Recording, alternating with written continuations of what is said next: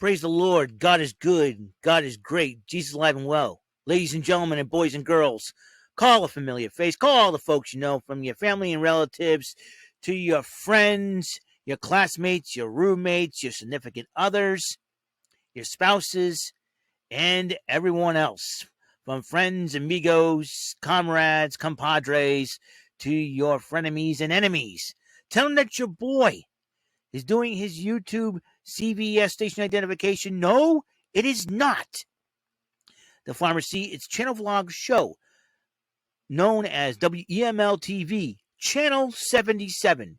And now here is your host of the show, where there's ordinary and there's him. Ladies and gentlemen, Mr. Eric M. Lima. Thank you very much, Mr. Announcer. Hey, everybody. It's me, Eric Lima. That's right. Once again, bringing to you another episode from WEML-TV, Channel 77, episode 649. It's October the 21st, 2021, 10/21/21. That reminds me of that old school, those phone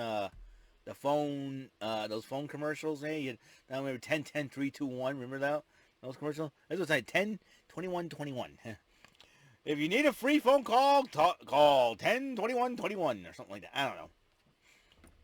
Anyways, October 21st, 2021, 5:05 p.m. You know what? Considering this, I got 3 hours in between this, and if I can do these videos quickly, I can do another episode of Thundercracker Thursday Bullseye Bonus Island, because yesterday's version, that was supposed to be today's version, was such a debacle, and I will explain why if I decide to do it. So without further ado, let's get right into it, because I want to make sure I can get to that, because, and I'm sure Dakota Beachler knows what I'm talking about, because he commented on that video yesterday. Believe me, I know exactly how he feels.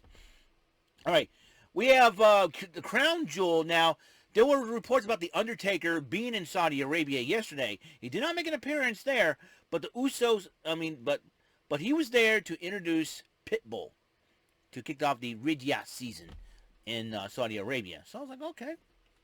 So that's why he was there. Okay. So the Usos and the Hurt Business in the kickoff matchup. The Usos did defeat the Hurt Business, the newly reunited Hurt Business. It's a team of Shelton Benjamin and Cedric Alexander.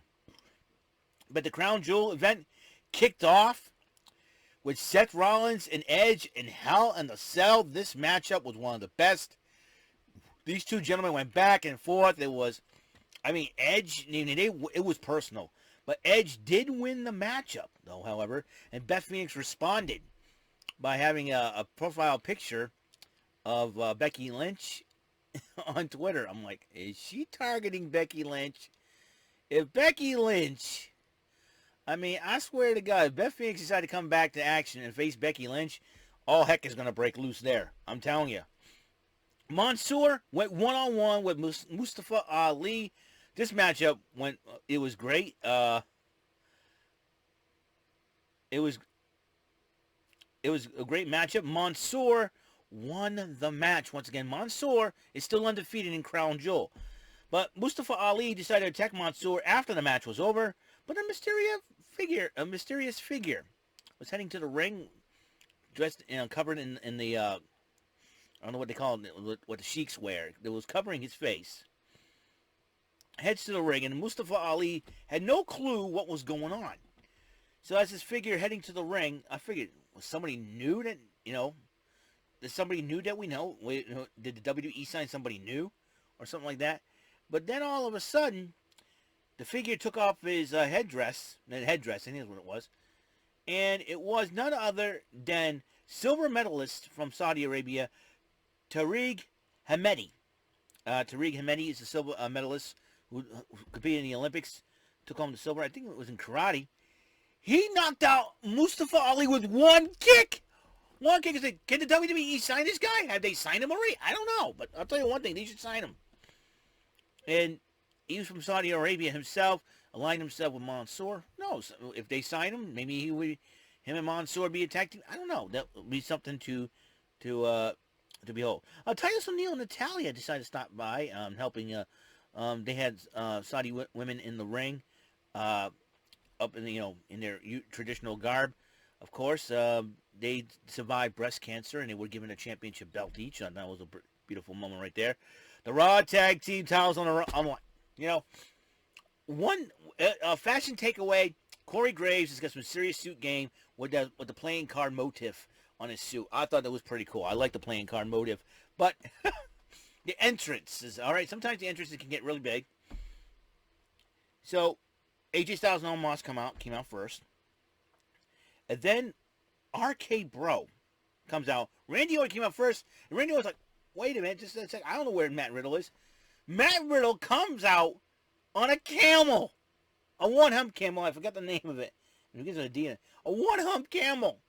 He came out the ring on a camel. Now I've seen everything, bro. I mean, Matt Riddle. Only Matt Riddle comes out to the ring on a camel. I'm like, what? What is this? Matt Riddle. Oh, he probably says, dude, I want to ride a camel to the ring. he must have expressed that. Vince goes, okay, you're going to ride a camel to the ring. All right. This is great. It was the funniest thing ever. Oh, Matt Riddle riding out to the ring on a camel. Now I've seen everything. Oh, man. Randy Orton's like, you have got to be kidding me. Oh, he was not, Randy. You know, do you think I should have better lighting on my videos next time? If that's the case, I think after work tomorrow, I may have to go get something to get that better lighting. I heard there's a lot of these lights that use for the cell phones, and I might have to get one just for this. Or do you think the lighting's fine? Maybe I can adjust it here too, but who knows? It was so. These two fought, but in the end, RK Bro found a way to neutralize Omos, and then pin AJ Styles. RK Bro retains the Raw Tag Team titles. Kevin Patrick interviewed Becky Lynch about the triple threat matchup, and Becky Lynch is like kind of glaring. Well, I know you, man. We knew you way back, man. When the old country, man. What's wrong with you, you know? So Becky Lynch is determined to keep her SmackDown Women's Championship. Then the first ever Queen's Crown tournament final, Doudrop went one-on-one with Zelina Vega. Now, Doudrop, I picked her to win him, but here's the thing. Doudrop had the advantage. She had the power and size advantage going in against the very small and very speedy Zelina Vega. But Zelina Vega found a way around that, and she did hit the cold red on Doudrop. I don't know how a little lady like her got Doudrop in the cold red. And I think her cousin's Amazing Red, if I'm not mistaken, ends up pinning Doudrop, and now is the first ever Queen's Crown Tournament champion. Zelina Vega will go to Monday Night Raw as Queen Zelina Vega. Congratulations to Zelina Vega, Queen's Crown Tournament champion. It'd be very interesting to see what happens this Monday Night on Raw as a result. Let me tell you. Over 60. Sorry. Oh, boy. Anyways, so yeah, sheep is, and I just, it was, and so I'm just a little crazy about that.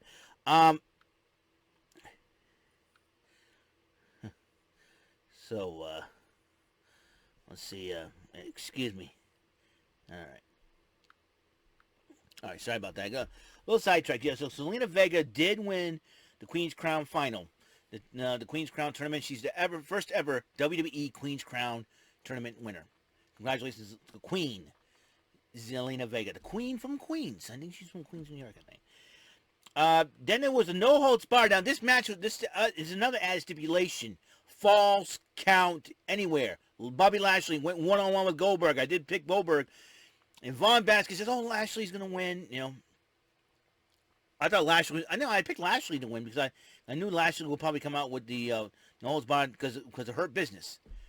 And Goldberg did pick up the victory. I knew Goldberg, Goldberg was fighting with a lot of passion, too, fighting with a lot of emotion. That's why, because sometimes your emotions can get the best of you and could go against you. That's why I picked Lashley over Goldberg. But then Goldberg did win. I was very, very impressed. Goldberg speared Lashley off the stage and onto a few tables, and Goldberg did win, but Lashley got up from it afterwards. The Hurt Business came out with kendo sticks. I thought all three of them should clobber Goldberg if they even have a chance. If Lashley even give Lashley a chance to win the thing. So I got to admit, I thought, I thought Lashley was going to win. Hey, Goldberg won. Hey, what do you know, right? King of the Ring tournament final, Finn Balor and Xavier Woods. Now, Xavier Woods has worked hard for this. He wanted the King of the Ring. He wanted to become King of the Ring. This is an opportunity now. Him and Balor, they went at it. I mean, it was great that, Xavier Woods had the advantage, a little bit of experience, the edge and experience, and Xavier Woods finally pinned Finn Balor after his top rope elbow to become the King of the Ring of 2021. Yes, Xavier Woods has fulfilled the dream. The childhood dream has come true for Xavier Woods. All hail King Xavier Woods. Xavier Woods is now the King of the Ring. Congratulations. I picked Woods to win this thing, and I was right about that. So congratulations to Xavier Woods, the King of the Ring. And to follow it up, the WWE title was on the line. His former New Day, I don't care if these two, the New Day was separated by brands. Big E will always be part of New Day, in my personal opinion. His New Day brethren, Big E, defended the title against Drew McIntyre. It was a heck of a matchup. And Drew McIntyre kicked out of the big ending. But then, Big E did retain the title, though, at the end, after another big ending, over Big E. So, Big E retained the title over Drew McIntyre, Now, Drew will make his SmackDown debut tomorrow night. And Big E will take the title back to Raw. Then followed with the SmackDown Women's Championship, Becky Lynch defending against Sasha Banks and Bianca Belair. And I'll tell you what, this match went back and forth, but in the end, Becky Lynch did retain the title. Now, unfortunately, there's a problem. Becky Lynch is going to be going to Raw, and Charlotte's going to SmackDown. Charlotte Flair is the Raw Women's Champion, while Becky Lynch is a SmackDown Women's Championship. Now, people don't like the belt swap thing. That's the only way you can do that. Because in my personal opinion, if you're the champion and you're on a different brand, why don't we exchange the belts instead of fighting over it? You know what I mean? Or renaming them. I don't know. I don't know how they're going to do it. That's my personal opinion on that matter. Then the Universal title was on the line. Roman Reigns defending against Brock Lesnar. I thought, a lot of people say they're sick and tired of Roman Reigns winning. I'd rather have Roman Reigns appear every week on SmackDown and with the Universal title than Brock Lesnar appearing once a month and sitting on the Universal title. That's my personal opinion. That, there's a lot of people out there so ungrateful. I mean, I hate to say it, a lot of people don't like Roman Reigns. I get it. But I'd rather have Roman Reigns retain the title over Lesnar, and then having Lesnar win it, and then sit on the title, and then there's no champion on SmackDown. I think a lot of people will pop. And if Vince knew what was good for him, he would let Roman Reigns keep the title. And Roman Reigns did retain the title despite F5s, thanks to the Usos, and who won again. And I gotta tell you, again, I'd rather have Roman Reigns appear every week with the Universal title and have him winning than have Brock Lesnar win the title and then sit on it for 3 months or more than that. So that's my personal opinion on that matter. So that is it. That's all the time we have on this show. On the next episode, I'm talking about NXT UK. I watched it right after Crown Jewel. So that will be the case.